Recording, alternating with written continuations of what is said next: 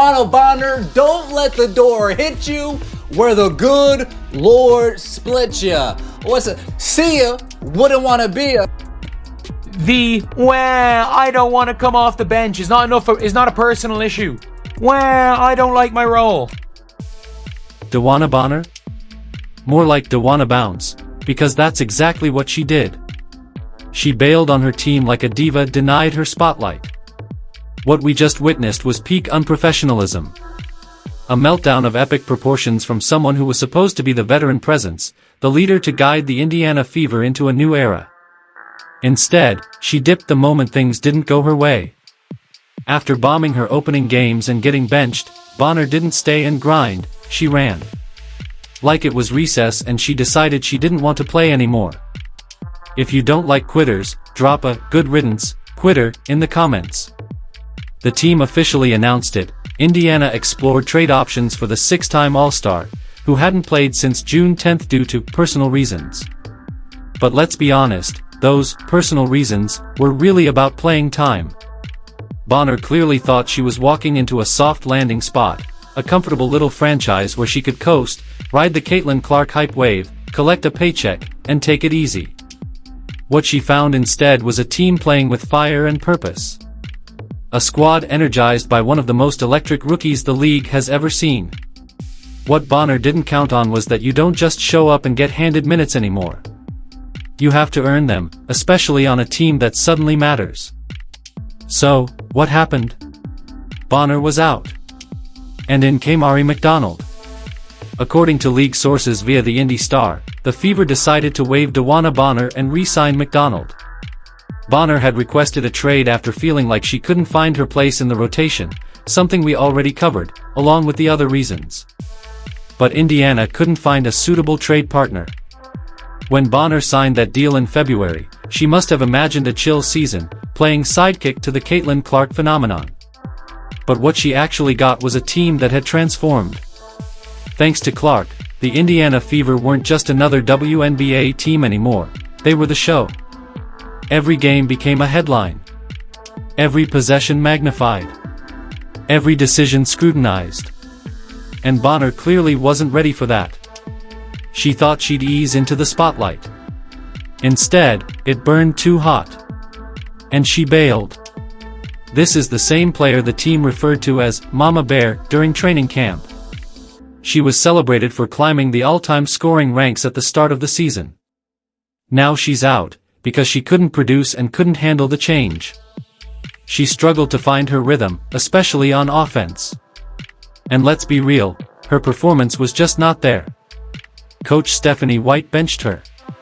Lexie Hull took her place. And not by accident. Hull, a hungry and relentless player, brought energy, hustle, and a reliable three-point shot. She earned her minutes the hard way. Bonner's minutes had already dropped from last year, and with it, her production dipped. It's not ageism to say it, Bonner looked slower. She looked older. Like Natasha Howard, she looked like a veteran who had lost her edge. The team's energy had been an issue all season, and Bonner was part of that drag. And how did she respond?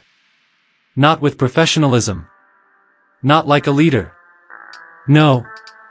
She acted like a kid benched in a rec league game. She didn't stay and compete. She didn't fight to get back on the floor. Instead, she asked for a trade. Her reason? It wasn't the right fit.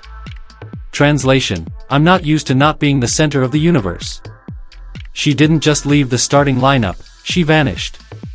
She didn't support her teammates. She didn't show up for 5 straight games. Personal reasons? Let's be honest, it was about ego. She couldn't handle that Clark had become the centerpiece. That she was no longer the star. That fans weren't chanting her name. That she was no longer selling jerseys. She was the footnote, not the headline. Bonner's ego got bruised, and she couldn't stomach it. She wasn't dealing with a family emergency or stress off the court, this was pride, plain and simple. She got benched and wanted out. She couldn't stand watching someone else shine, especially Caitlin Clark, who was electrifying arenas and changing the league in real time. Bonner didn't just leave, she dipped and ghosted. She let her teammates down. If you're truly a team player, you accept your role, even when it's different from what it used to be. If Lexie Hull outplays you, you contribute however you can. And why not? Bonner's 37 years old, making great money by WNBA standards. Ride it out. Mentor the young players. But nope. She missed her boo in Phoenix and wanted to wriggle her way back west. That's all this was. But this isn't just about Bonner. This goes deeper. Her tantrum is a symptom of a larger issue, the old guard of the WNBA. Veterans who got too comfortable.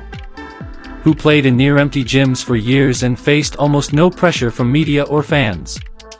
Then Caitlin Clark comes in and flips the entire league upside down. Suddenly, the WNBA is mainstream. Headlines. Sold-out games. Viral clips. Instead of embracing it, some veterans felt threatened. Like it was a takeover. A challenge to their legacy. Bonner wasn't just rattled, she was exposed.